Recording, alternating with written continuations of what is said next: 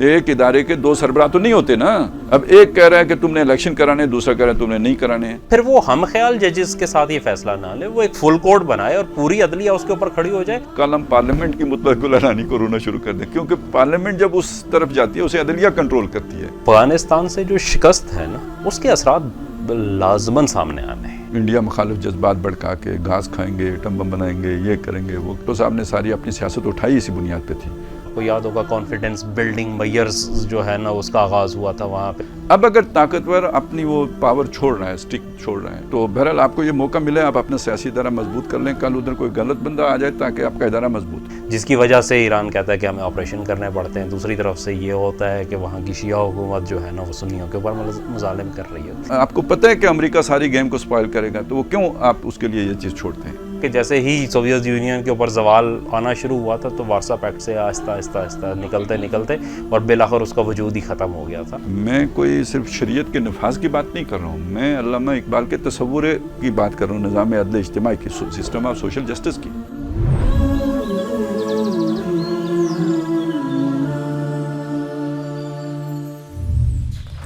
جی السلام علیکم ناظرین, میں ہوں فاروق سلطان اور آپ کو تذکرہ و تبصرہ کے اس نئے ایپیسوڈ کے اندر خوش آمدید کہتا ہوں. موضوعات کے اعتبار سے آج ہم 2-3 اہم موضوعات پہ, کچھ ملکی موضوعات ہیں اور کچھ عالمی حالات کے اوپر بھی انشاءاللہ آج کے پروگرام میں نظر دوڑائیں گے. ہمیشہ کی طرح ہمارے ساتھ جناب مہتاب عزیز بھائی ہمارے ساتھ موجود ہوں گے, اور محترم جناب خالد محمود صاحب بھی آج کی ہماری نشست میں ہمارے ساتھ ہیں گے. حالات, عالمی حالات کو دیکھیں تو ریسنٹلی اس پہ ہم نے ڈسکشن بھی کی تھی کہ جو پاکستان کے جو پڑوس کے اندر جو ملک ہے ایران, اور پھر سعودیہ کے جو تعلقات اس میں بحالی ہوئی ہے, اور اس میں بڑا اہم کردار تھا چائنا کا, اور اس حوالے سے کچھ نئے بلاکس جو ہیں اس کے اندر بننے میں بھی تیزی آ رہی ہے, لیکن اس کی جو ڈائنامکس ہیں وہ بھی بدل رہی ہیں. اور خصوصی طور پہ ہم دیکھتے ہیں کہ ترکی کا اور وہ شام کا جو تنازع تھا اس کے اندر بھی کچھ پیش رفت ہے, اور اس کے کیا اثرات پاکستان پہ پڑیں گے, اور خاص طور پہ پاکستان بھارت کا ایک تنازع ہے, اس پہ بھی کیا اس حوالے سے کوئی آگے پیش رفت ہو سکتی ہے, اس کے امکان کو بھی دیکھیں گے. لیکن پاکستان میں ابھی حالیہ پچھلے 2-3 ہفتوں میں جو ایک مسلسل ایک محاذرائی کی کیفیت بنی ہوئی ہے اداروں کے درمیان, اور خاص طور پہ جو پارلیمان اور عدلیہ کا ایک ہم دیکھ رہے ہیں کہ ایک دونوں طرف سے جو ہے ایک کھینچا تانی کی ہے, اور ایک ٹینشن کی جو فضا بنی ہوئی ہے, اور اس میں مختلف اقدامات بھی دیکھیں, مختلف فیصلے بھی آئے ہیں, اور آگے اس کے کیا اثرات پڑیں گے پاکستان کے اوپر اور خاص طور پہ ریاستی اداروں کے اوپر. انشاءاللہ ان ساری چیزوں کے اوپر گفتگو کریں گے. میرے خیال سے پاکستان والے جو چیزیں ہیں اس کو پہلے لے لیتے ہیں. مہتاب بھائی, اسٹیبلشمنٹ اور حکومت نے ایک واضح پیغام دے دیا ہے, اور خاص طور پہ جو ان کیمرہ اجلاس ہوا تھا قومی اسمبلی کے اندر,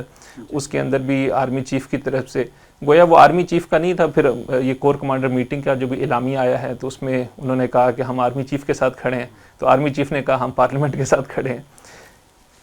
اس کے باوجود آپ سمجھتے ہیں کہ یہ جو عدلیہ کا معاملہ ہے اور اس میں ایک مخصوص جو لابی ہے ججز کی, وہ اپنی ضد چھوڑنے کو تیار ہوں گے؟ اگر ضد نہیں چھوڑتے تو یہ جو محاذرائی ہے, یہ جو کانفلکٹ ہے, اس کا کیا نتیجہ نکلے گا پھر آئندہ؟ جی فاروق بھائی, صورتحال تو بڑی جو ہے آپ نے کلیئر کر دی ہے کہ اس وقت ایک طرف عدلیہ اور دوسری طرف باقی ساری جو ہے نا حکومت بھی اور ہماری ملٹری اسٹیبلشمنٹ بھی, اور سارے وہ دوسرے پیج پہ ہیں اس وقت. اب نتیجے کی اگر ہم اسپیسیفک اس پہ بات کریں تو عدلیہ اگر فرض کر لیں کہ ایک آرڈر پاس کر دیتی ہے تو اس کے پاس 2 چیزیں ہوتی ہیں. ایک تو اس کے پاس مورل اتھارٹی ہوتی ہے جس کو پوری دنیا مانتی ہے, پوری دنیا میں عدلیہ کی مورل اتھارٹی کو مانا جاتا ہے کہ وہ جو فیصلہ کرے گی ہم اس کو مانیں گے. اور دوسری چیز یہ ہوتی ہے کہ اگر وہ فیصلہ کہیں پہ کرتی ہے تو دوسرے ادارے جو ہے وہ اس کے آئینی طور پہ پابند ہیں اس کو اوبے کرنے کے, وہ ان کو کال کر سکتی ہے. فرض کریں حکومت اگر اس کی نہیں مانتی تو وہ آرمی کو کال کر سکتی ہے کہ فوج جو ہے نا اس کے اندر مداخلت کرے, یہ آئین میں ایک رکھا گیا ہے اس کے. لیکن یہاں پہ معاملہ یہ ہے کہ جہاں عدلیہ کے فیصلے جو ہے وہ قانون و انصاف کے بجائے ایسا محسوس ہونا شروع ہو جائے کہ وہ کسی خاص مائنڈ سیٹ کی نمائندگی کر رہے ہیں, تو پھر سب سے پہلی چیز جو کھو دیتی ہے وہ تو وہ مورل اتھارٹی جو ہے نا وہ اپنی خود عدلیہ ضائع کر دیتی ہے.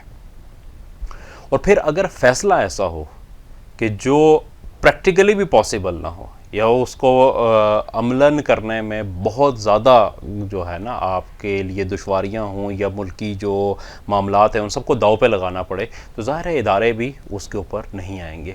تو اس صورت میں وہ جو آپشن موجود ہوتا ہے وہ بھی چلا جاتا ہے. لیکن یہ بدقسمتی کی بات ہوگی کہ اگر معاملات یہاں تک جاتے ہیں، کیونکہ یہ چیز ایک دفعہ ہو گئی. مطلب اس کو سمجھنے کی بات ہے کہ یہ کوئی مسئلہ نہیں ہے کہ جسٹس عمر عطا بندیال صاحب ایک فیصلہ دے دیں اور وہ جیسے الیکشن کے اوپر ہے کل وہ کہیں کہ جناب آئیں اور اس کے اوپر.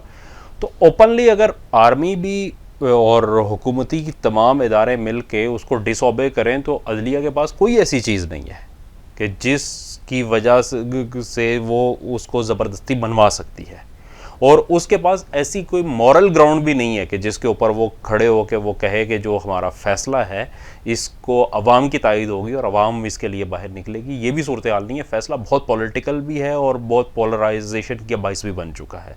تو اس صورت میں ہوگا کیا کہ ایک ایسی نظیر بن جائے گی کہ عدلیہ کو ڈس اوبے کر دیا گیا ہے، اور پھر یہ ہمیشہ کے لیے یہ چیز ہو جائے گی. پھر اس کا مطلب یہ ہے کہ لوگوں کو کی مرضی بن جائے گی، یا لوگ تو نہیں، خیر ہم کہیں گے کہ حکومتوں کی مرضی بن جائے گی کہ یہ ایک نظیر جیسے آج پیش کیا جا رہا ہے. جب یہ بات ہوئی تو اس کے اوپر ایک دلیل پیش کی گئی کہ بھائی یہ ایک قانون سازی ابھی ہوئی نہیں ہے، مکمل نہیں ہوئی.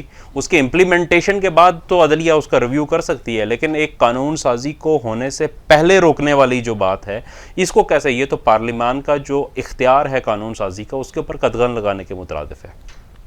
تو اس کے جواب میں جو دلیل جو ہے جو وکلا اس کی حمایت کر رہے تھے انہوں نے یہ دلیل دی کہ حسبہ ایکٹ جو تھا اس کو بھی روکا گیا تھا اسی طریقے سے، قانون بننے سے پہلے ہی اس کو روک دیا گیا تھا. حسبہ ایکٹ آپ کو پتا ہوگا کہ کے پی کے حکومت میں جب ایم ایم اے کی حکومت تھی تو وہاں پہ ایک اسلامی کچھ قوانین کے نفاذ کے لیے لایا گیا تھا، اور پرویز مشرف کا دور تھا. پرویز مشرف ایک ڈکٹیٹر کا وہ سویلین دور تھا جب وہ اس کو زبردستی جو ہے صدر منتخب کیا گیا تھا وردی کے اندر، اور اس دور کے اندر جو کام ہوا تھا وہ آج نظیر بن رہی ہے اس چیز کی. اور جو کام آج اگر ہو گیا یہ ڈس اوبے والا تو یہ ہمیشہ کے لیے ایک نظیر بن جائے گی. اب اس میں ظاہر ہے سب سے پہلی چیز تو یہ ہے کہ ججز کو یہ سوچنا چاہیے کہ جو ہم فیصلے دے رہے ہیں اس کو اگر ہم جس نشے من پہ بیٹھے ہیں اسی شاخ کو ہم کاٹنے کی والا کام یہاں پہ سر انجام دے رہے ہیں. ٹھیک ہے آپ کی اب ٹینیور میں چند مہینے رہ گئے، لیکن عدلیہ نے تو یہیں رہنا ہے، اس پاکستان نے تو یہیں رہنا ہے. آپ کیوں ایک ایسے وہ کھڑا کر کے جا رہے ہیں اس کے اوپر؟ اور پھر اگر ہے مطلب عدلیہ یہ سمجھتی ہے جس چیز کو پہلے بھی کیا گیا کہ وہ سمجھتی ہے کہ یہ ایسا ہونا چاہیے، تو پھر وہ ہم خیال ججز کے ساتھ یہ فیصلہ نہ لے، وہ ایک فل کورٹ بنائے اور پوری عدلیہ اس کے اوپر کھڑی ہو جائے تو اس کی جو مورل اتھارٹی ہے وہ اسٹیبلش ہو جائے گی اس کے اوپر کم از کم. اگر اس کے اوپر نہیں بھی ہوتا تو پھر بھی یہ کہ لیکن اگر آپ ایک جن کے بارے میں پہلے سے متنازع جو لوگ ہیں جو ججز ہیں معزز ججز عدالت کے انہی کے مشتمل ایک بینچ اور اس سے ایک فیصلہ لے کے آپ اس کو زبردستی امپلیمنٹ کروانے جا رہے ہیں تو یہ بیسیکلی آپ یوں لگتا ہے کہ جیسے ملک کی جو بنیاد ہے اس کے اوپر تیشہ چلانے کے مترادف. تو خالد صاحب اس میں مطلب جو دلیل ادھر سے بھی آتی ہے وہ یہ ہے کہ اختیار کیونکہ چیف جسٹس کے پاس ہے تو وہ اختیار کو استعمال کرتے ہوئے کوئی غیر قانونی کام تو نہیں کر رہے، اور دوسری طرف یہ جو آپ پورے لوگ اکٹھے ہو گئے عدلیہ کے خلاف تو یہ بھی ہے کہ عدلیہ کا جو اختیار ہے اس کے اوپر یا جو اس کی جو قدغن لگانے کی کوشش کی جا رہی ہے، تو کیا واقعتاً معاملہ ایسا ہے؟ دیکھیں بظاہر تو قدغن لگانے کی کوئی کوشش نہیں ہو رہی ہے، بلکہ یہ کہ حکومت کے بعض اقدامات ایسے رہے ہیں ماضی میں کہ جو بے اصولی پہ مبنی ہیں ٹورڈز مصالحت. مثلاً جس کی سب سے بڑی مثال یہ ہے کہ جو ججوں کی تعیناتی ہوئی تھی، جونیئر ججز کی تعیناتی ہوئی تھی، اور وہ غیر قانونی بھی تھی اور غیر اصولی بھی تھی، بے اصولی پر بھی مبنی تھی. غیر قانونی کیسے تھی کہ وہ پہلے پیش کیے گئے، ریجیکٹ ہو گئے. چیف جسٹس صاحب خود اتنے بڑے سیاستدان ہیں کہ انہوں نے اس کے منٹس ہی نہیں ایشو نے دیے. ٹھیک ہے، وہ گویا اجلاس گویا ہوا ہی نہیں. اصل قانونی پوزیشن اس اجلاس کی دیکھیں تو وہ ہوا ہی نہیں. اس کو اگر آپ حقیقت سے دیکھیں تو وہ ہوا، وہ ریجیکٹ ہو گیا. لیکن اس کے بعد ڈیل ہوئی حکومت کی اور ان کی. ابھی پچھلے دنوں وہ وزیر نے جو قانون وزیر کا معافی مانگی، اب آپ میری بات سنو یار، اس کا مطلب کیا؟ یہ معافی مانگنے کا عمل ہے؟ یہ وہ کہہ رہا ہے کہ میں نے غیر قانونی کام کیا ہے. مطلب چیف جسٹس نے اپنے ریکارڈ کو اس کی فورجری کیا ہے، وہ اس کو مطلب تب بدل دیا اس کو، ٹھیک ہے نا، ریکارڈ کو بدل دیا اس نے. اس کو پتہ ہے کہ اس میٹنگ میں شامل ہے، اس کے سامنے وہ سارا کچھ ہوا ہے، اور اس کے بعد انہی ناموں کو جو ریجیکٹ کر دیے گئے تھے، جو قانوناً دوبارہ نہیں آ سکتے تھے زیر غور، وہ پھر آئے. تو پہلا تو یہ کہ غیر قانونی کام وزیر صاحب نے فرمایا. دوسرا کام یہ کیا کہ پہلے ووٹ نہیں دیا تھا، ووٹ دیا، اور اس کے پیچھے کہانی یہ بتایا جاتا ہے کہ ڈیل ہوئی ہے، اور کوئی پتہ نہیں، کوئی وہ بھی تھا، گرنٹر بھی تھا. وہ سچ ہے جھوٹ ہے ہمیں نہیں پتہ، لیکن یہ چیز آ رہی ہے. اچھا، اب یہ ہے تو بے اصولی بھی اور غیر قانونی کام بھی جو وزیر موصوف نے کیا، اور جس کی اب معافی مانگ رہے ہیں. لیکن اگر دوسری طرف سے آپ دیکھیں تو گویا وہ عدلیہ کے ساتھ کمپرومائز چاہ رہے تھے نا، مساعدت چاہ رہے تھے، اس کے لیے یہ کام کیا. تو ایگریشن اگر کوئی ہوئی ہے تو وہ بندیال صاحب کی طرف سے ہوئی ہے، نہ کہ حکومت کی طرف سے. یہاں تک تو کہانی سمجھ میں آ رہی ہے نا آپ کو. اب اگلی بات یہ ہے کہ یار یہ صرف ایسی بات نہیں ہے کہ کوئی عدلیہ نے جو ہے نا اس کا اختیار، یہ والا اختیار نہیں ہے اس کے پاس. اس کا کام ہے کہ جو بھی انتظامی امور ہیں اس میں وہ آرڈر دے گی عدلیہ وزیر اعظم کو، کیونکہ انتظامی سربراہ وہ ہے. ٹھیک ہے نا. اگر آپ نے اسٹیٹ بینک سے کوئی کام کرانا ہے، آپ نے کسی اور ادارے سے کوئی کام کرانا ہے، آپ ڈائریکشن دو گے ڈائریکٹ اس ادارے کو، نہیں. یہ دو وزیر اعظم تو نہیں ہو جائیں گے. آپ نہیں سمجھے بات کو. ایک ادارے کے دو سربراہ تو نہیں ہوتے نا. اب ایک کہہ رہا ہے کہ تم نے الیکشن کرانے، دوسرا کہہ رہا ہے تم نے نہیں کرانے ہیں، تو وہ ادارہ کدھر جائے گا جس نے کرانے ہیں؟ وہ اس کی سنے یا اس کی سنے؟ دونوں اگر اس کے وہ آئینی سربراہ بن کے بیٹھ گئے ہیں تو اس طرح تو نظام نہیں چلتے نا. یہ تو یعنی وہی بنانا اسٹیٹ والی بات ہو گئی. تو اگر آپ کے ملک میں کوئی لا ہے جس کی ہم بات کرتے ہیں یار کہ وہ سپریمیسی ہونی چاہیے اس کی، تو اس کے لیے پھر یہ ہے کہ بھئی عدلیہ کو بھی تو خیال رکھنا چاہیے نا پروسیجر کا، کہ اسے جانا کدھر ہے. وزیر اعظم نہیں کرتا تو وہ کرو اس کو عدالت. ہاں، جیسے آپ نے اس کو چھٹی کرائی تھی گیلانی کی، اس کی بھی کرا دو. ٹھیک ہے. یہ صحیح ہوگا غلط ہوگا، مطلب وہ سیاسی طور پہ صحیح ہے غلط ہے وہ ایک الگ بات ہے، قانونی طور پہ صحیح بات ہوگی. ٹھیک ہے نا. وہ یہ کام ہے کرنے کا. یہ کوئی طریقہ نہیں ہے جو بندیال صاحب نے شروع کر دیا ہوا ہے کہ وہ مداخلت کر رہے ہیں جا کے. تو اس کے الیکشن کمیشن کے اس میں بھی وہ اسٹیٹ بینک کے گورنر کو ڈائریکٹ بلا کے کٹ پیسے. ٹھیک ہے نا. وہ بھی ایک غیر آئینی حرکت ہے. کل کو اگر کوئی فوج طلبی ہوتی ہے تو پھر کیا فوجی سربراہ کو بلایا جائے گا؟ نہیں، مطلب یہ دیکھیں نا، یہ اس سے بڑی جو چیز ہے نا، جو ہم کہہ رہے تھے نا کہ غلط مثال وہ آ رہی ہے، تو یہ بڑی غلط مثال یہ ہے جو یہ کر رہے ہیں. اچھا، اور اتنے متنازع ہو چکے ہیں کہ ان کی اپنی عدالت جو ہے نا وہ لیر ہو گئی ہے، جج پھٹے ہوئے ہیں. بلکہ وہ تو چپیڑ کی بھی باتیں چل رہی ہیں. نہیں خیر وہ تو سچ ہے جھوٹ ہے پتہ ہی لگتا ہے، وہ بظاہر ایسی چیز تو. لیکن بہرحال جی ڈویژن تو بالکل واضح ہے نا، اس میں تو کوئی شک 7-8 کی تقسیم تو بالکل واضح ہے. ٹھیک ہے. اور وہ صرف سارا ایک طرف ہوئے ہوئے ہیں. خود اتنے متنازع ہو چکے ہیں کہ ان کے خلاف ریفرنس بھی آ چکا ہوا ہے شہری کی طرف سے. تو اس لیے یعنی یہ اس وقت تو یہ سارا گند جو بھی ہے اس میں وہ انگلیاں انہی کی طرف اٹھتی ہیں، عدلیہ کی طرف اٹھتی ہیں. اس میں نقصان کا پہلو اب جی دیکھیں عرشہ کار، یعنی ابھی تک ہم کہتے ہیں کہ جی سیاستدانوں نے مصالحت سے کام لیا ہے. ٹھیک ہے. لیکن جب آپ ظاہر ہے یہ نہیں ہوتا، لڑائی دو طرفہ عمل ہوتا ہے. ہر جگہ ایک لمٹ ہوتی ہے نا، جب وہ کراس ہوگی تو دوسری طرف سے بھی آئے گا وار.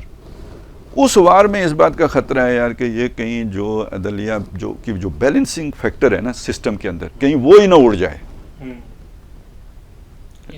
کچھ اشخاص کی وجہ، یعنی وہ ابھی ہم رو رہے ہیں عدالت کی مطلق العنانی کو، تو کل ہم پارلیمنٹ کی مطلق العنانی کو رونا شروع کر دیں، کیونکہ پارلیمنٹ جب اس طرف جاتی ہے اسے عدلیہ کنٹرول کرتی ہے، بیلنس میں لے کے آتی ہے. تو آج عدلیہ اگر یعنی اوور ریئیکٹ کر رہی ہے تو اس کا جو ریئیکشن آئے گا تو اس میں کہیں عدلیہ ہی نہ اڑ جائے، مطلب وہ بالکل ایک وہ چودھری ظہور الہی نہ بن جائے. اور اس پروسیس میں وہ بالکل ٹھیک نظر آ رہا ہوگا لوگوں کو، رائے عامہ تو بنی ہوئی ہوگی کہ یہ ٹھیک ہوا ہے ججوں کے ساتھ، یہ تو فساد کرتے ہیں. ٹھیک ہے نا. تو یعنی یہ خطرے والی بات یہ لگ رہی ہے کہ جب بھی اب جائے گی چیز ادھر. ابھی تک بھی دیکھیں حکومت نہیں چاہ رہی کہ وہ یہ والا پریسیڈنٹ سیٹ کرے، نہیں چاہ رہی. نہیں تو وہ کرنا چاہتی تو کر سکتی تھی. کہ وہ ڈائریکٹ انکار کہ وہ کبھی پارلیمنٹ کے ذریعے سے قرارداد مذمت استرداد اور فلانی وہ پیش کروا رہے ہیں، خود ابھی وہ اس طرح نہیں کر رہے. لیکن اگر ہو گیا تو یہ واقعی بہت بری مثال ہوگی جو سیٹ ہو جائے گی. پھر ہم اس اعتبار سے دیکھتے ہیں کہ یار یہ جسٹس صاحب یہ سارا گند کر کے چیف جسٹس کی اختیارات کم ہو جائیں گے تو ساری عمر یہی چیف جسٹس تو نہیں رہنا نہ، کل کوئی بہتر بھی آنا ہے اس کے ہاتھ پاؤں بندھے ہوئے ہوں گے، یہ بھی نقصان کی بات ہوگی. تو یہ اس وجہ سے یہ چیزیں جو ہے نا یہ تکلیف دہ ہیں اور نقصان دہ محسوس ہوتی ہیں. تو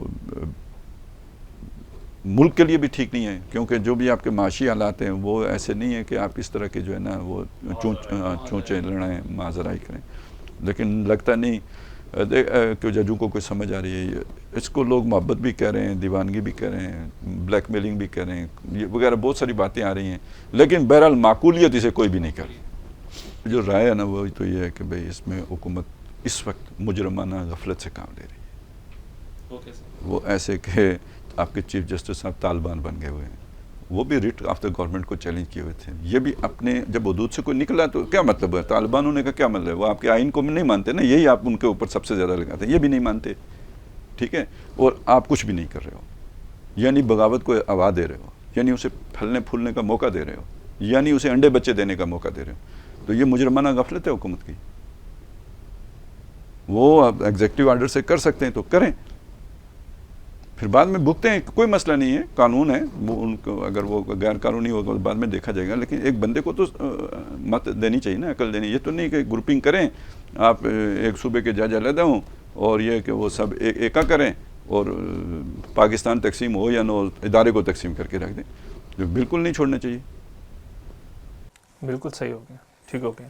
تو مہتاب بھائی، عالمی حالات میں خاص طور پہ مشرق وسطیٰ کے اوپر اگر نظر دوڑائیں تو ہم دیکھتے ہیں کہ ایران اور سعودیہ کے تعلقات کی بحالی کے بعد ہم نے ٹرکی کے اور شام کے اندر بھی کچھ بہتری آئی اور کچھ یمن کے معاملے کے اندر بھی کچھ پیش رفت کی باتیں سامنے آ رہی ہیں. تو یہ سارا معاملہ کوئی بالکل سڈن سا تھا اور اس میں چائنا کی انوالومنٹ کی بھی بتایا جا رہا ہے کہ چائنا کی انوالومنٹ ہے، اور دوسری طرف ابھی چلیں وہ تو ہم پھر اگلے کوشچن میں لے لیں گے کہ جو پاکستان کی ایک پارٹی کے سربراہ ہیں ان کا بھی ایک دورہ بھی ہے سعودیہ کا، اس کے کیا اثرات ہیں.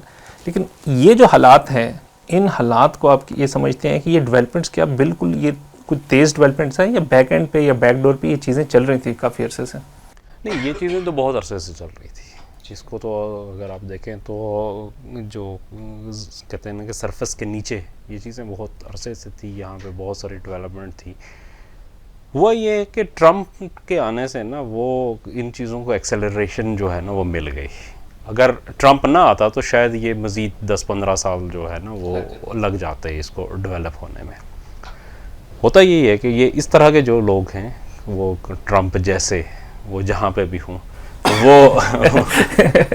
وہ جو ہے نا وہ محفل گرما کے رکھتے ہیں، محفل گرما دیتے ہیں اور اس کی چیزوں کو لوگوں کو سمجھنے میں لوگوں کو سمجھ بھی جلدی آ جاتی ہے نا، وہ سیدھی ہوتی ایکسلریٹ ہر طرف مطلب ہو جاتا ہے. ٹھیک ہے.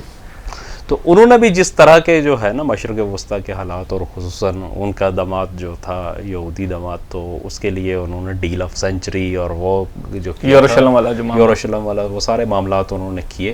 تو اس کی وجہ سے بھی کچھ معاملات میں تیزی آ گئی، کچھ عوام میں آ گئی کچھ. پھر یہ ہے کہ ایک بڑھتا ہوا عوامی شعور ہے، ٹھیک ہے، بھلے کہ پورا خلیج جو ہے، خلیج کا خطہ وہ مونارکیز ہے، وہ بادشاہتے ہیں، وہاں پہ جمہوریت نہیں ہے وہاں پہ. لیکن ایسا بھی نہیں ہے کہ یہ بالکل کوئی ہوا میں کوئی چیز ہے. ظاہر ہے لوگوں کا بادشاہ کے بھی پاؤں تو زمین پہ ہی ہوتے ہیں، اس کے نیچے اس تک بھی چیزیں. فرعون نے کہا تھا ضرونی اقتل موسیٰ، مجھے اجازت دو کہ میں موسیٰ کو قتل کروں. ٹھیک ہے. تو یہ جو چیز وہاں پہ ہو رہی تھی اس کے اثرات جو ہے وہ آئے.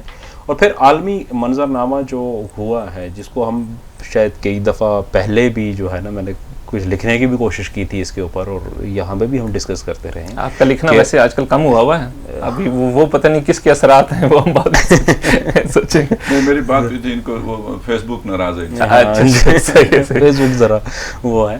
تو جو تھا کہ افغانستان سے جو شکست ہے نا اس کے اثرات لازماً سامنے آنے ہیں.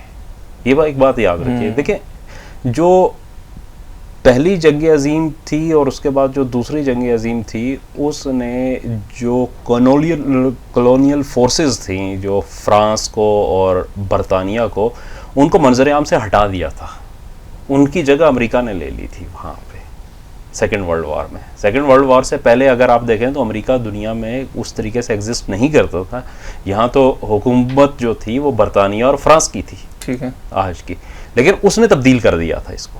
تو یہی چیز جو ہے وہ امریکہ کی جو افغانستان میں شکست ہے اس کے بعد یہ چیز ہونی جو ہے وہ آبویس ہے, ایک یقینی عمل ہے کہ اس نے ہونا ہی ہونا ہے. امریکہ کو جگہ خالی کرنی پڑے گی, ایسا نہیں ہو سکتا. اس کے جو وہ ہوتے ہیں نا کیا کہتے ہیں کسی اثرات جو مرتب ہوتے ہیں وہ بڑے دیر پا ہوتے ہیں اور بہت جو ہے نا گہرائی میں آنے والے زلزلے کی طرح ہوتے ہیں جس کے جھٹکے بڑی دیر تک محسوس ہوتے رہتے ہیں اور وہ پھر آہستہ آہستہ چیزوں کو ہلاتے ہیں.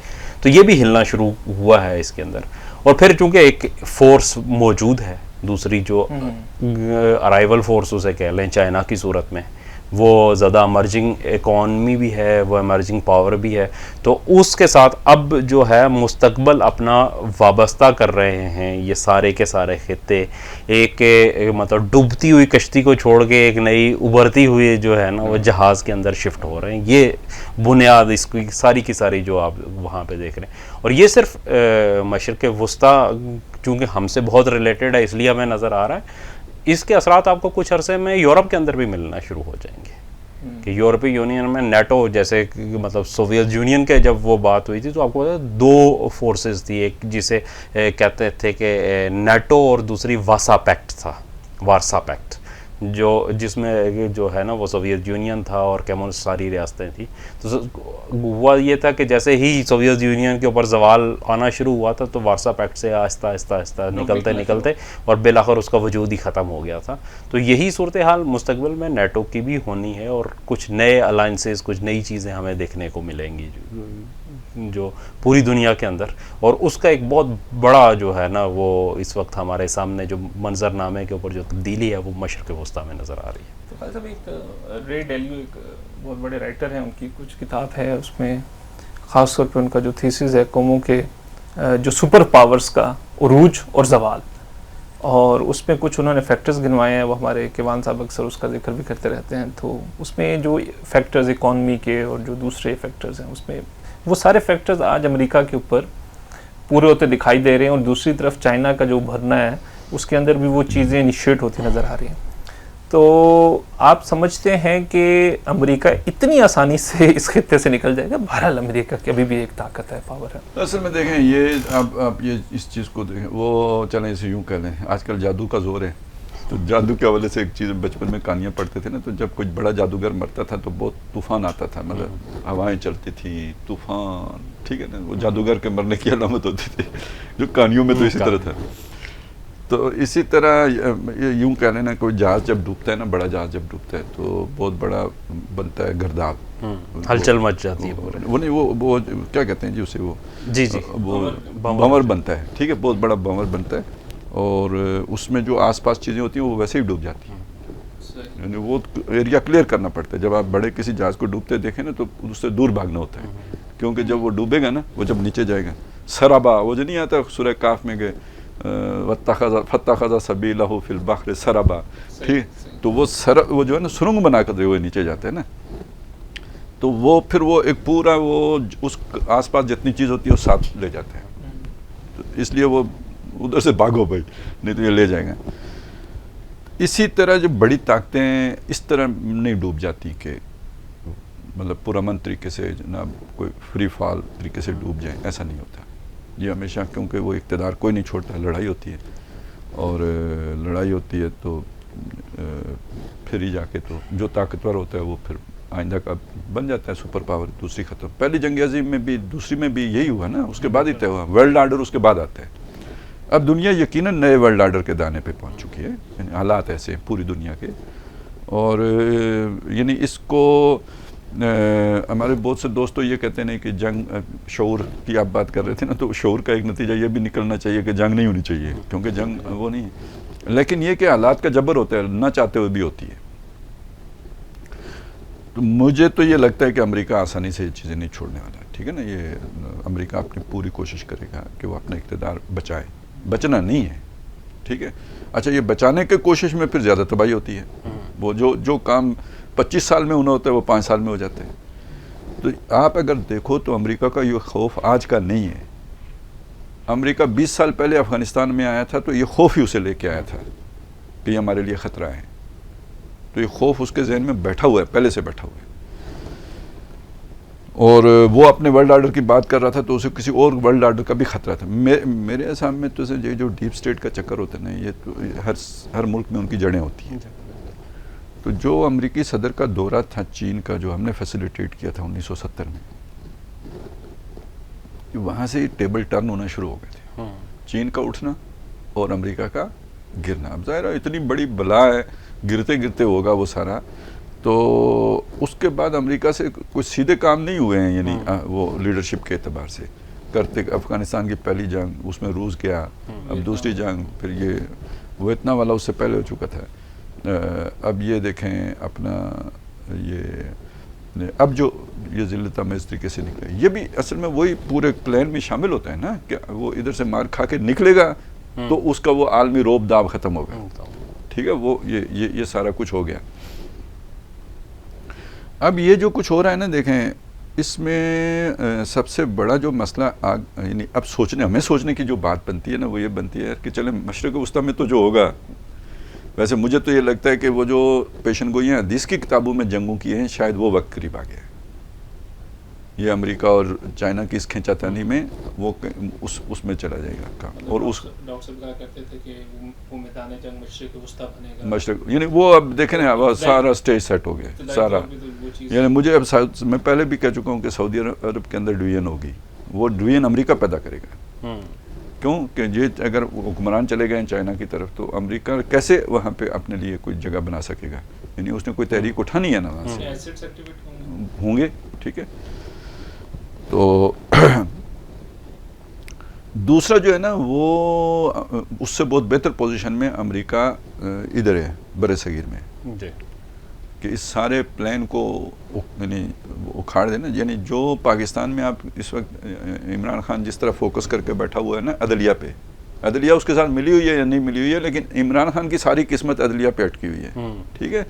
اسی طرح اگر اس پورے خطے کو آپ سامنے دیکھو نا، یہ جو سی پیک کا خطہ ہے اور جہاں یہ روس یہ بلاک بن رہے ہیں، اس میں جو امریکہ جہاں فوکس کر کے آخری امید جسے بندیال سمجھ کے بیٹھا ہوا ہوگا، وہ ہے جناب انڈیا. بالکل کہ اس پورے خطے میں بہت بڑی طاقت ہے، وہ اس کی آخری چٹان ہے. ٹھیک ہے نا، جو چائنا کے مقابلے میں، اور پورے اس پلان کو وہ کرنے ہیں. اور اس کے دھانے پہ بیٹھے ہوئے سہمے ہوئے ہم انڈیا کے آگے. ٹھیک ہے.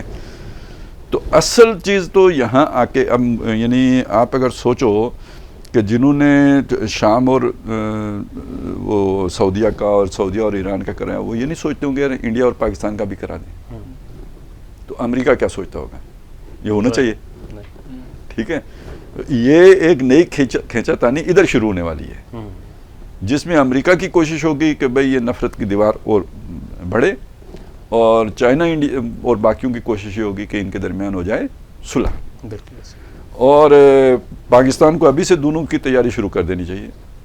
کوئی پتہ نہیں بھئی یہ اس کروٹ اونٹ بیٹھتا ہے یا اس کروٹ بیٹھتا ہے. صلح کرنی ہے تو ہوم ورک ابھی سے شروع کریں کہ بھئی کن باتوں پہ صلح کرنی ہے. یہ نہ ہو کہ اچانک جناب صلح کا وہ بم پھٹے اور ہم وہ پھر سندھ تاش معاہدہ لکھ کے نیا دے کے آ جائیں، کوئی نیا تاشکند کر کے آ جائیں. تو پہلے سے ہوم ورک ابھی سے شروع ہونا چاہیے. ٹھیک ہے نا. اور دوسری تیاری بھی کرنی چاہیے. ضروری نہیں کہ صلح ہو، امریکہ کامیاب ہو گیا تو پھر اگلی بات کی تیاری کریں، کیونکہ وہ تو صرف اب بیانات کی بات نہیں ہوگی، فوری ایکشن کی بات ہوگی. جس طرح کہ اب آپ سی پیک دوبارہ شروع کر رہے ہو، یہ کر رہے ہو، وہ کر رہے ہو، تو پھر انہوں نے بھی تو ایکشن پہ آنا ہے. تو دوسری تیاری بھی پوری رکھیں. دوستوں کو بھی بتائیں گے نا، ان کو تو پتہ ہوگا سارا، لیکن یہ کہ بہرحال اپنی تیاری رکھیں، ذہنی بھی اور عملی بھی. اور لگتا یہ ہے ویسے کہ یہ جو سارے چینجز آئی ہیں نا، یہ جیسے عمران خان رجیم چینج کرتے ہیں، تو ہم تو ابھی یہ حالات بنے ہیں تو دیکھ کے تو اندازہ لگا کہ یہ باتیں کر رہے ہیں. تو وہ جن کے پاس ساری معلومات ہوتی ہیں، دنیا میں جو کچھ ہو رہا ہوتا ہے، وہ جب حرکت پیدا ہوتی ہے تو ان کو خبریں مل جاتی ہیں. نمبر 1 ادارے ہوتے ہیں ان کے پاس. تو شاید وہ چیزیں وہاں پہ پہلے آ گئی تھیں جس کے لیے یہ ساری جو ہے نا یہ ایڈجسٹمنٹیں ہو رہی ہیں اور رجیم چینجز ہوئی ہیں یا جو بھی ہوا ہے یا وہ نیوٹرل ہونے کی بات ہوئی ہے اور لپیٹے گئے ہیں منصوبے پروجیکٹ جو شروع کیے گئے تھے. تو یہ بھی ممکن ہے, یعنی اگر آپ اسے حسن ظن سے کام لیں تو ہم یوں کہتے ہیں, یا پھر یہ کوئی ہماری پلاننگ اللہ ہی کر رہا ہوتا ہے, حادثے ہوتے ہیں اور پھر چیزیں سیدھی ہوتی رہتی ہیں, یا پھر یہ ہوا ہے. لیکن یہ کہ بہرحال اب حالات ایسے لگتے ہیں کہ ہمارے اس جو ہے نا فوکل پوائنٹ پاکستان انڈیا بننے والے. ایک تو فوکل پوائنٹ بن رہا ہے لیکن معیشت کا برا حال ہے پاکستان کا. دیکھیں اصل میں یہی تو ٹیمپٹیشن ہے کہ کھا جاؤ آ کے, یہ مریا پہ ہے, مریا پڑ, ہاں اب تو اٹھو. لیکن اس میں دیکھیں مہتاب بھائی, پاکستان کے ایران کے ساتھ بھی کوئی بہت اچھے تعلقات نہیں رہے. سرحدی تنازعات اور وہ ایرانی انقلاب کے بعد پھر ایک سیکٹیرین ساری صورتحال پاکستان کے اندر مبتلا رہی. خالد صاحب نے جیسے انڈیا پاکستان کا کیا, تو میں یہ کہتا ہوں, مطلب میرے کوشچن یہ بھی ہے کہ انڈیا کے ساتھ اگر ہم پاکستان ایران, پھر پاکستان افغان اور پھر ایران افغان, مطلب اب یہ سارے تعلقات اگر ہم ہوں تو لوکل ٹریڈ بہت ڈیولپ ہو سکتی ہے, پھر بہت سی چیزیں ڈیولپمنٹل چیزیں اور ہو سکتی ہیں. تو ہمیں کیا اس طرف بڑھنا تو چاہیے, مطلب ایک عقل بھی کہتی. دیکھیں فاروق بھائی, اس میں تو اس خطے کے اندر تو بہت ساری چیزیں ہیں. مطلب آپ کو یاد ہوگا کہ ایران پاکستان انڈیا جو گیس پائپ لائن کا منصوبہ تھا وہ تقریباً مکمل ہے. مطلب ایران کے بارڈر تک ایران نے مکمل کیا ہوا ہے. پاکستان میں ایک بہت بڑا جو ہے نا اس کا انفراسٹرکچر پہلے سے موجود ہے. انڈیا کے اندر بھی ڈیولپمنٹ کا مجھے ایگزیکٹ آئیڈیا نہیں ہے, لیکن ظاہر ہے اس دوران جب وہ ہوا تھا ساری چیزیں تو وہاں پہ بھی ہوا ہوگا, اس کے اوپر ظاہر پریکٹیکل بھی کام ہوا ہوگا. پلاننگ سے آگے, پلاننگ سے تو آگے یہ جا چکا تھا. اس کے درمیان رکاوٹ کیا تھی؟ امریکہ تھی, جس کی وجہ سے یہ پائے تکمیل تک نہیں پہنچ سکا. امریکہ کیسے برداشت کر سکتے ہیں؟ تو اسی طرح کی دیگر چیزیں. اور پاکستان کے حوالے سے مطلب انڈیا کے اندر جو ہے نا وہ امریکہ پاور تھی, پاکستان کے لیے سعودیہ بھی تھی اور امریکہ بھی تھی. وہ تو ایک لائن پہ تھے. ہاں وہ اس وقت ایک لائن پہ تھے, لیکن پاکستان کی زیادہ امریکہ سے بھی زیادہ بڑی مجبوری ہمیشہ سعودیہ رہتا ہے, تو وہ تھی. اب ظاہر ہے کہ یہ ہرڈل جو ہے نا, پاکستان اس اعتبار سے مصیبت میں رہتا تھا کہ پاکستان یہ چاہتا تھا, دل سے چاہتا تھا, کیونکہ پاکستان کا مسئلہ ہے نا یہاں پہ یعنی ایرانی انفلوئنس بہت زیادہ ہے, ٹھیک ہے نا. پاکستان دل سے برادرانہ تعلقات ایران سے چاہتا ہے اور سعودیہ سے بھی چاہتا ہے, وہ دونوں آپس میں لڑتے ہیں. تو یہ سارا پرابلم تو پاکستان کے لیے بنتا ہے نا کہ اس کو اور اس کو کیسے راضی رکھے. مطلب عراق ایران لڑائی میں تو بھی تب بھی یہی مسئلہ تھا سب سے بڑا کہ ہم کس کے ساتھ ہیں. یمن والے مسئلے کے اوپر تو وہ چلے اس میں تو یعنی نواز شریف کی گورنمنٹ جانے کا ایک سبب یہ بیان کیا جاتا ہے نا کہ سعودی پرنس ناراض ہو گئے تھے کہ انہیں فوج نہیں بھیجی تھی, یہ مکر گیا تھا, رائل شیخ مان کے آ گیا تھا اور اس نے انکار کر دیا تھا, اور وجہ یہی تھی. تو یہ تو ہمارے لیے تو ہمیشہ یہ سوانح روح رہا ہے نا ملک کے لیے, یعنی ان کا لڑنا آپس میں. اگر ان کا امن ہوتا ہے تو اس کا ہمیں بہت فائدہ ہو جائے گا. اور یعنی 65 کی لڑائی میں ایران نے ہمارا بڑا ساتھ دیا تھا. اس سے پہلے بھی مطلب جو یہ تھے انقلاب ایران سے پہلے کے جو حالات ہیں وہ تو خیر کچھ اور. انقلاب ایران کے بعد اصل میں جو شیعہ سنی منافقت ہے نا وہ بہت بڑھ گئی تھی, کیونکہ ایک تو یہ ہے کہ وہ انقلاب کو ایکسپورٹ کیا جانے کی, وہ اس نے بھی ایران نے بیوقوفی تحریک نفاذ فقہ جعفریہ پاکستان میں شروع کری, سمجھ آئی. جو ان کے اپنے میکسیمم کلیم کے مطابق پاکستان میں 15% کو وہ کلیم کرتے ہیں کہ وہ 15% لوگ ہیں. اگر اس میں منارٹیز جو کو الگ کر دیا جائے 3 سے 4%, تو پھر بھی جو ہے وہ دوسری طرف جہاں 80% سے زیادہ لوگ ہیں ان کے اوپر ان کے جو ہے نا وہ عقائد سے متصادم ایک جو ہے نا وہ نافذ کی جائے. تو اس کے اوپر ہوا بہت سارے یہاں پہ. پھر پاکستان اور ایران کا جہاں پہ بھی آپ دیکھیں تو اس کی ایک بڑی وجہ بھی سعودیہ اور اس کے کلیشز بھی رہے ہیں. مطلب پاکستان کے ساتھ جتنا ایران کا علاقہ لگتا ہے یہ سنی اکثریت کا سیستان کا علاقہ ہے, اور یہاں پہ سنی اکثریت ہیں. اور یہ بات ایران کا یہ کلیم ہے کہ وہاں پہ سعودی فنڈڈ جو ہے نا آرگنائزیشن وہ ایران مخالف جو ہے نا جذبات کو یا اس کو وہ دہشت گردی بھی کہتے ہیں کہ اس کو پروان چڑھاتے ہیں وہاں پہ, جس کی وجہ سے ایران کہتا ہے کہ ہمیں آپریشن کرنے پڑتے ہیں. دوسری طرف سے یہ ہوتا ہے کہ وہاں کی شیعہ حکومت جو ہے نا وہ سنیوں کے اوپر مظالم کر رہی ہے, اور پھر اس کے اثرات بلوچستان میں بھی آتے ہیں. وہ لوگ چونکہ وہ بارڈر اب بھی باڑ لگی ہوئی ہے لیکن باڑ بس ویسے ہی ہے, اس کے باوجود اسمگلنگ بھی ہوتی ہے, سارا کچھ, تو آنا جانا. اس سے پہلے تو شاید ہمارے بہت سارے ناظرین کے لیے یہ بھی جو ہے نا ایک خبر ہو کہ ایران سے ابھی تک بھی جو ہے نا وہ راہداری ہوتی ہے بلوچوں کے لیے, کہ وہ پاسپورٹ کے اوپر انہوں نے ایران نہیں جانا ہوتا. ہاں, وہ ایک انہوں نے ایک پرمٹ لے کے وہ مقامی جو ہے نا وہ ڈپٹی کمشنر آفس سے ایک پرمٹ جاری ہوتا ہے, اس کے اوپر جاتے ہیں. اسی طرح ایرانی بھی وہاں سے ہی آتے تھے. تو یہ تو اس قسم کا بارڈر وہاں پہ رہا ہے. تو یہ جو وہاں کے بعد کی صورتحال جب ڈیولپ ہوئی تو اس کی وجہ سے ایک جو ہے نا وہ ہونا شروع ہوگا کہ اس طرف کے جو بلوچ ایکسٹریمسٹ تھے وہ ادھر ایران میں پناہ ملتی تھی. ایران کا یہ کلیم تھا کہ جو وہاں پہ سنی ایکسٹریمسٹ ہیں یا عسکریت پسند ہیں انہیں پاکستان میں پناہ ملتی ہے. اور اس کا ایک فائدہ جو ہے نا وہ انڈیا نے اٹھایا بہت بڑے پیمانے پہ. چابہار کے اندر جو انہوں نے بندرگاہ شروع کی اور اس کے ساتھ تھے. اور پھر یہ جو صاحب ہیں کلبھوشن یادو جو پاکستان کے اندر گرفتار ہیں اس میں, یہ بھی آپ کو یاد ہے کہ یہ بھی وہاں سے پورا نیٹ ورک آپریٹ کرتے تھے, اور یہ ایرانی پاسپورٹ پہ یاسین مبارک کے نام سے یہ پاکستان آئے ہوئے تھے جہاں پہ یہ پکڑے گئے ہیں. تو یہ ساری کی ساری چیزیں جو ہے نا یہاں پہ چل رہی تھی. تو اب اگر یہ کوئی بہتری کی طرف جاتی ہے تو ہمارے لیے تو اس میں بہت بڑا ایڈوانٹیج ہے کہ اللہ کرے کہ یہ دونوں طرف کی جو عسکری اور نیم عسکری تنظیمیں ہیں جن کو فنڈ جو ہے نا ایران اور سعودیہ سے آتا تھا, اگر وہ اس کو رک جائے تو اس کا ایک بہت بڑا اثر جو ہے نا یہاں پہ جو مسلکی منافقت ہے اس کے اوپر پڑ جائے گا, اور پاکستان کے اندر حالات خاصے بہتر ہو جائیں گے.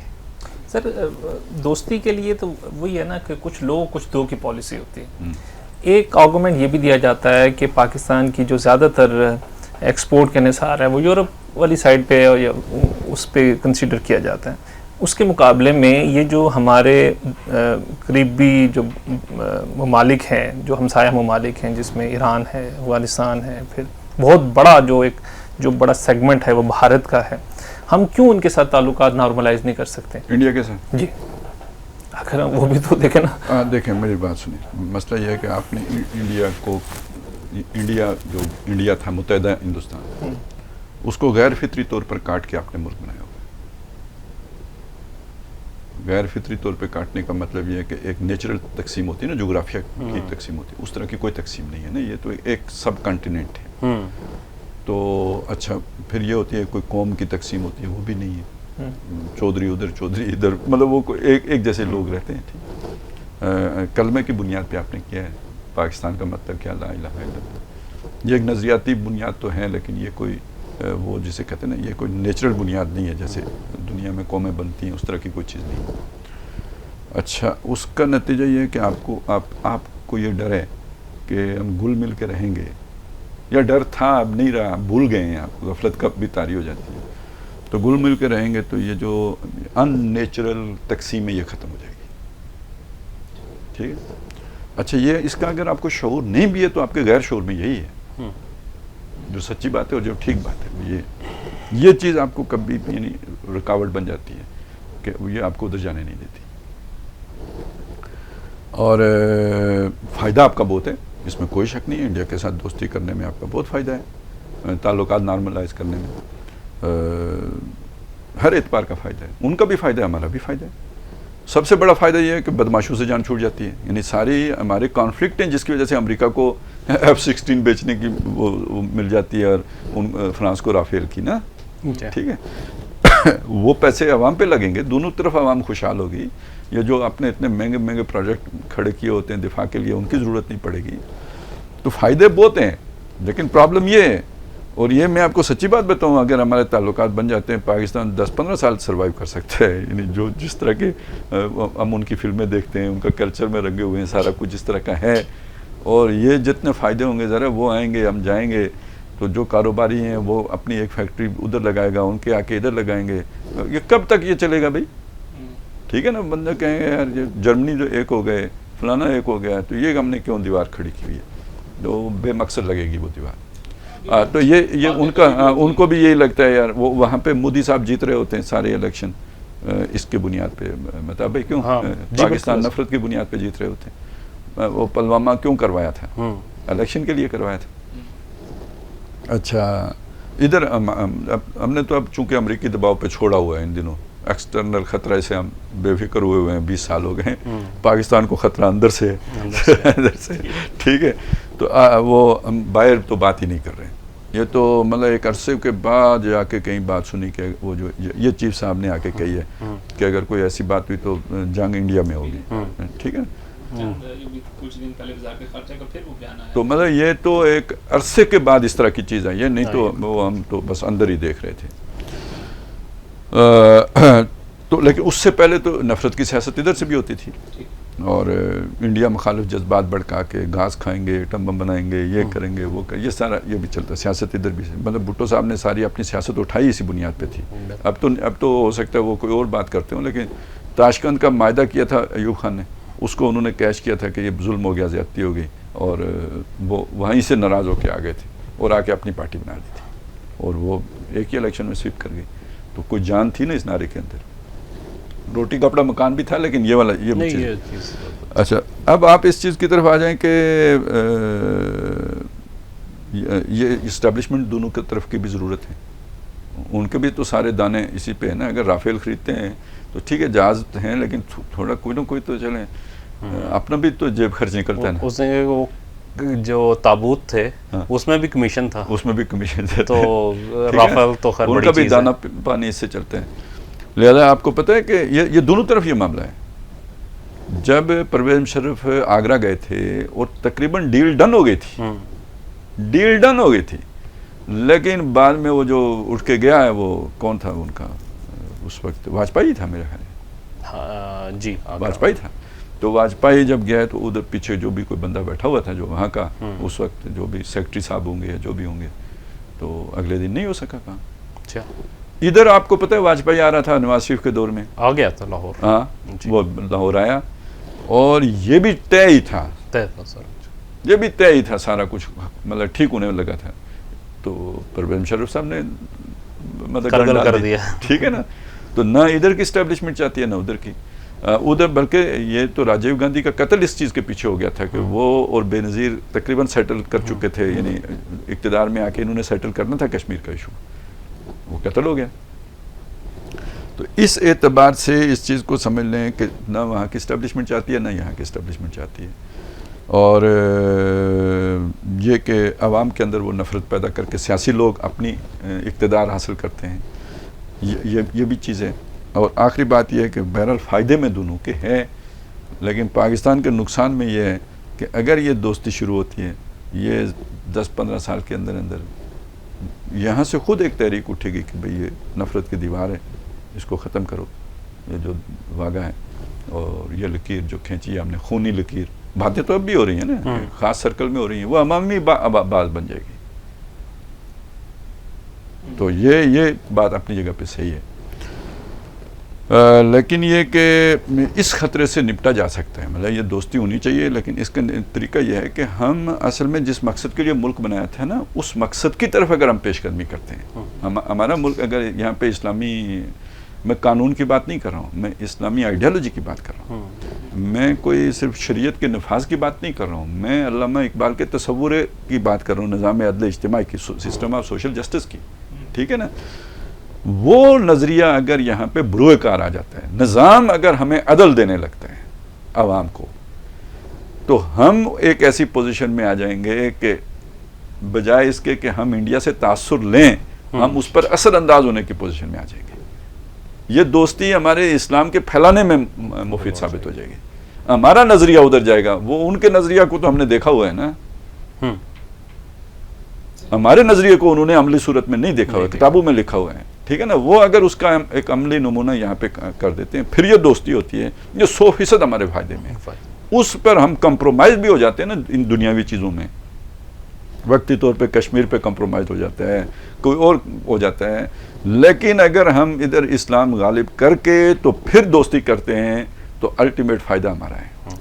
میں مطلب خالد صاحب اگر تھوڑا سا جو آپ کی بات سے میں سمجھا ہوں کہ اگر سیکولر پاکستان اور سیکولر انڈیا کی دوستی ہوتی ہے تو پھر پاکستان کے وجود کا کوئی جواز باقی نہیں ہے. جواز تو ویسے ہی نہیں رہے گا اور فی الواقع بھی نہیں رہے گا، عملی طور پہ عملاً بھی وہ ختم ہو جاتا ہے. لیکن اگر یہ دوستی ایک حقیقی پاکستان اور حقیقی انڈیا کے درمیان میں ہوتی ہے. جس دو قومی نظریے کے اوپر پاکستان بنا تھا تو اس کا الٹیمیٹ نتیجہ یہ ہوگا کہ وہ نفرت کی دیوار گرنے سے بالکل گرے دوبارہ جو ہے جو اسلام کا آفاقی پیغام ہے وہ دوبارہ پورے بر صغیر کے اوپر جو ہے نا. اور یہ سراسر تمام استعماری طاقتوں کے لیے یہ خطرہ ہے. وہ یہ نہیں چاہتے اتنا بڑا خطہ پرامن ہو جائے, یہ ان کے فائدے میں نہیں ہے. آپس میں بہت سی چیزیں, اور یہ وہ وقت ہے نا, یہ ہائی ٹائم ہے, کیونکہ دنیا اپنے دندوں میں پڑی ہوئی ہے, فوکس کوئی نہیں ہے. بڑے بڑے مسائل کھڑے ہو گئے ہیں, امریکہ کے لیے اپنے مسائل کھڑے ہو گئے ہیں. ہمارے لیے اس ٹینٹ کے نیچے جو ہے نا اپنا کھیل کھیلنے کا موقع ہے.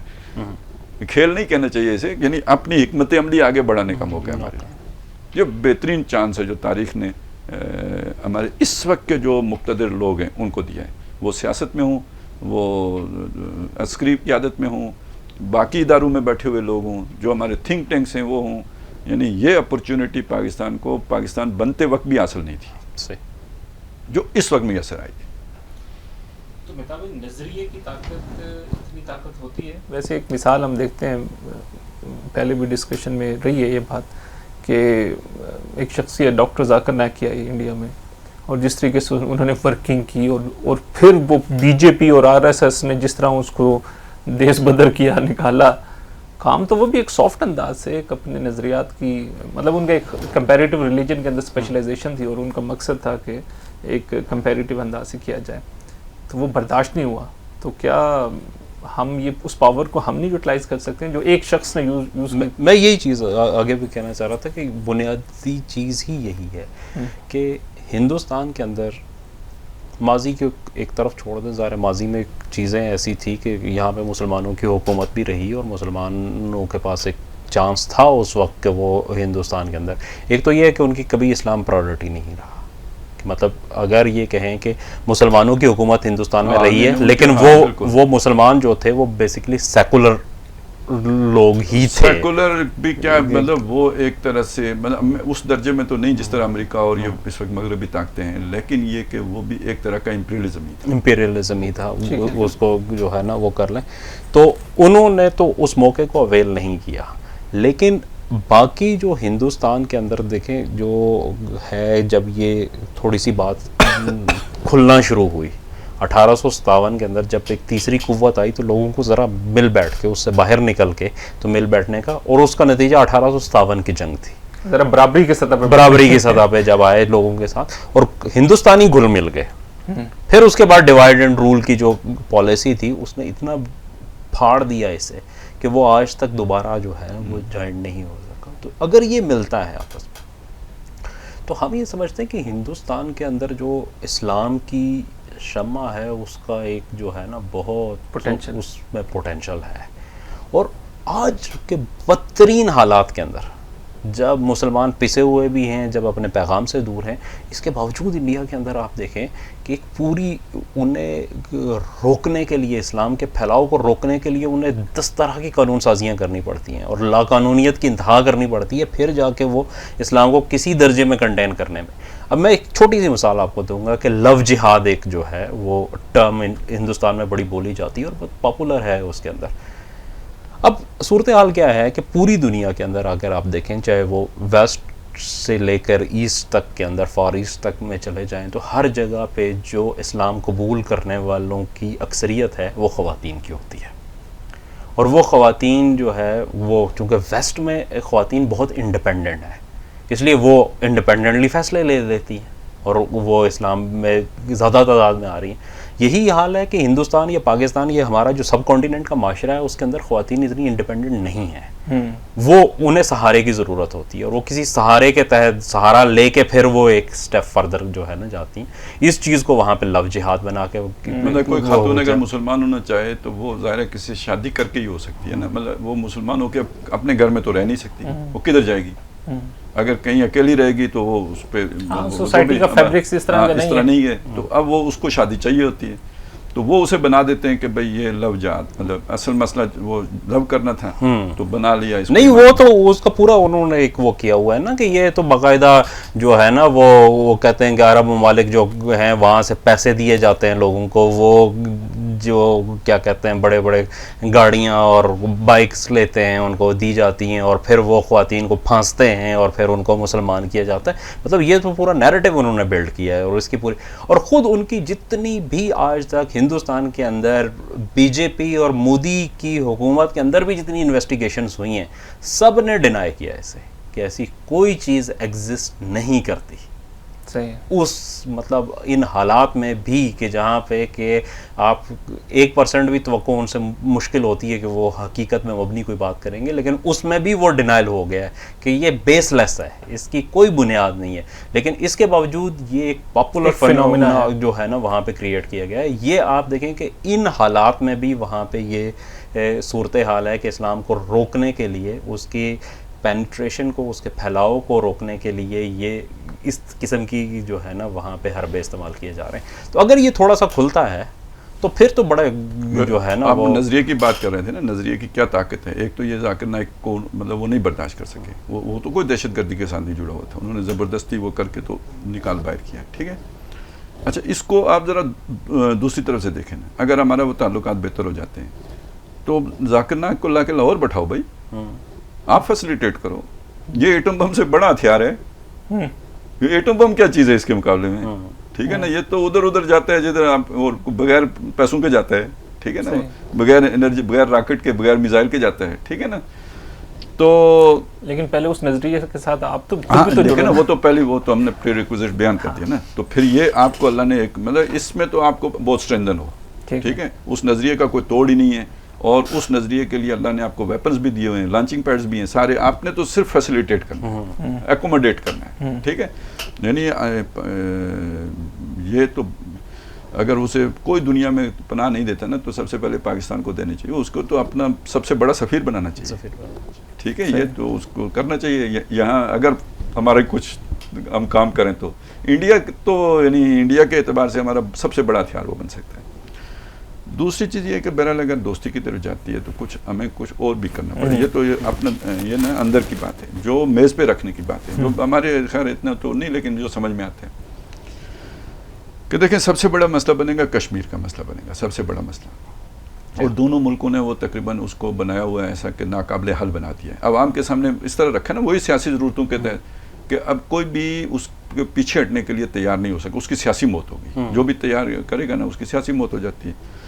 پاکستان میں یہ سہولت رہی ہے کہ یہ کام ڈکٹیٹروں سے کروا لیا جاتا ہے, جو بھی ہو تو وہ ان کو سیاسی موت سے کوئی فکر نہیں ہوتی, ان کی پینشن چلتی رہتی ہے اور بعد میں بھی قوم کو مشورے دینے آ جاتے ہیں 90 سال کے بعد بھی. تو ان کو تو کوئی غیرت شرم ہوتی نہیں. سیاستدانوں کا مسئلہ وہ یہ کام نہیں کر سکتے. یہ ادھر بھی سیاستدانوں کا مسئلہ ہے, تو یا تو پھر ادھر بھی مارشل لا لگا کے کوئی ٹیٹ قسم کا جو ہے نا چیف مارشل ایڈمنسٹریٹر بیٹھا ہے جس بے شرم قسم کا, یہاں بھی لگے, پھر تو مسئلہ کشمیر حل ہو جائے. دوسرا طریقہ یہ ہے کہ یار وہ مطلب کوئی ایسا دونوں کے لیے ون ون سچویشن والا ہو. علی صاحب ایک جو حل آیا تھا پرویز مشرف کے دور میں جس کے اوپر بات چل رہی تھی, مجھے نہیں آئیڈیا کہ وہ کہاں تک پہنچی تھی وہ بات, لیکن یہ ایک حل یہ تھا کہ اس مسئلے کو 20 سال تک فریز کر دیا جائے.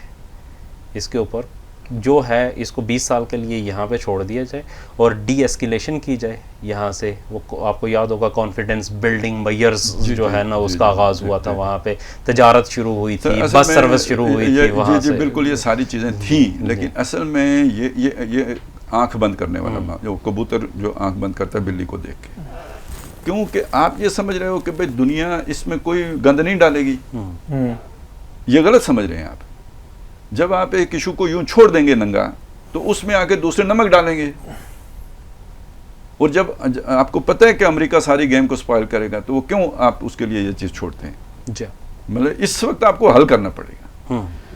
میں اصل میں کہنا یہ چاہتا تھا کہ اس معاملے میں اگر آپ یہ والا اسلامی نظام والا افینسو لے لیتے ہیں, ٹھیک ہے, یہ افینسو لینے کے بعد اگر آپ کشمیر کے مسئلے پر کوئی صلح حدیبیہ کی طرح کا دبکے بھی کر لیتے ہیں تو کوئی عرض نہیں ہے. کیوں؟ الٹیمیٹلی وہ ٹھیک ہو جانا ہے. ٹھیک ہے, کیوں آپ یعنی یہ آپ سمجھ, یہ ایک ڈپلومیٹک ٹیکٹیکل موو ہو جائے گا نا آپ کا, کوئی نہیں ہے ادھر دب جائے ادھر. اس کے بدلے میں آپ مسلمانان ہند کے لیے سیکیورٹی لے لیں, ضمانتیں لے لیں کہ بھائی جو وہاں کے یہ جو ہو رہا ہے نا, یہ جس طرح اسٹریٹس کے اندر مارے جا رہے ہیں مسلمان اور یہ ہو رہا ہے جو بالکل اقلیتوں والا حال، اقلیتوں سے بھی غلاموں والا ہو گیا نا، اقلیتوں کا نہیں، یہ غلاموں والا حال ہو گیا. وہ ان کو ایک جو ہے نا باعزت زندگی گزارنے کا، اپنے عقیدے پر، اپنے جان مال عزت آبرو کے تحفظ کا یہ ضمانت یعنی اس کے گرانٹر بنے، دوسرے بنے، چائنا بنے، جو بھی بنے، روس بنے، یہ لے لیں. اچھا سندھ طاس مسئلہ، وہ جو معاہدہ ہوا ہے، اب وہ انڈیا اس کی خلاف ورزیاں کر رہا ہے، روز کر رہا ہے. تو یہ کچھ ان ایشوز پہ کامیابیاں لے لیں، مطلب یہ اس پہ کوئی کمپرومائز نہ کریں، اور وہاں پہ اگر تھوڑا بہت وہ بھی ہوتا ہے، لیکن یہ سب مشروط ادھر اسلامی نظام کے ساتھ ہے. اور اسلامی نظام کو میں پھر کہہ رہا ہوں کہ مطلب کیا، نظام عدل اجتماعی کا کیا. ٹھیک ہے. اچھا اس کا یہ مطلب نہیں ہے کہ شریعت نافذ کرنے کی ضرورت نہیں ہے، مطلب یہ کہ صرف قانون نافذ کر دیں، عدل اجتماعی نافذ نہ کریں تو وہ قانون نقصان دہ ہوگا. ٹھیک ہے نا. وہ اسلام نافذ یعنی اس ملک کے اندر عدل ہو، اس کے تو اپنے پھر بہت سارے تقاضے ہوں گے نا. تو پھر وہ جو اس کی جو برکتیں ہوں گی، اس سے ہندوستان بھی مستفیض ہوگا، ساری دنیا ہو سکے گی.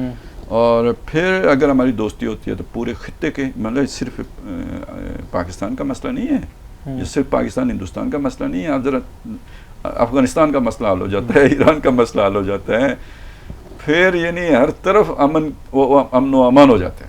یہ بھی ایک یورپی یونین کی شکل، یورپی یونین کی شکل. مطلب ایشیا اگر یونین بن جاتا ہے تو یورپ کیا چیز ہے ایشیا کے مقابلے؟ کچھ بھی نہیں. جتنے وسائل، جتنی مین پاور، جتنے اس کے پاس انفراسٹرکچر، اسٹریٹجک لوکیشن اور مسائل سارے یہ. اچھا بس آخری چیز آپ سے میں یہ کروں، یہ پاکستان کے اندر بھی بار بار ایک نیا عمرانی معاہدہ، نیا عمرانی معاہدہ،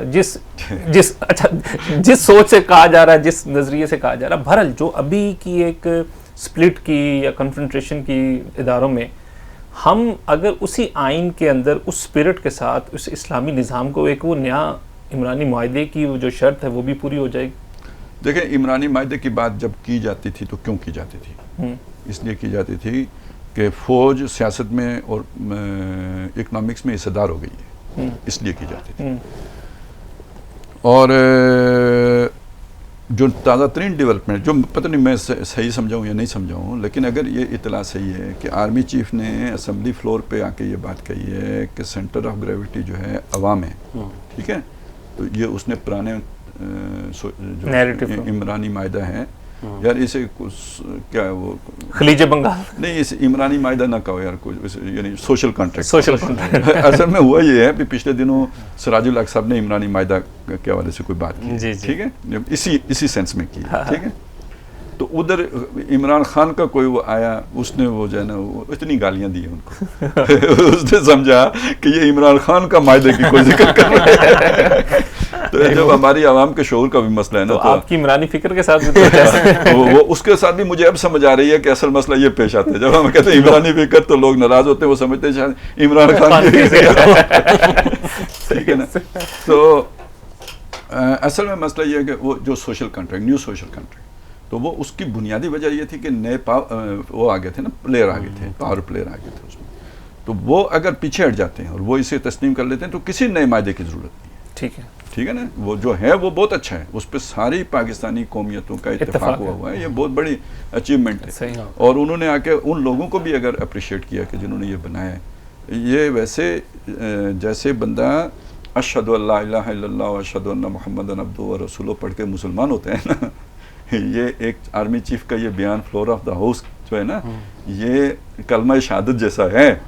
یہ اس کی بڑی مطلب اہمیت ہے. یہ کوئی معمولی مجھے نہیں پتا بھائی کہ میں نے کبھی کسی آرمی چیف کی زبان سے اس طرح سے آئین کے لیے اور آئین بنانے والوں کے لیے کوئی نیک کلمات سنے ہوں اس کی زبان سے. پرویز مشرف تو کہا کرتا تھا کہ یہ تو ردی کا ٹکڑا ہے. جو اس نے وہ کہا تھا، اس نے یہ کہا تھا کہ یہ جو ضیاء الحق ہے، جو اس نے کہا تھا وہ تو چند صفحات ہیں.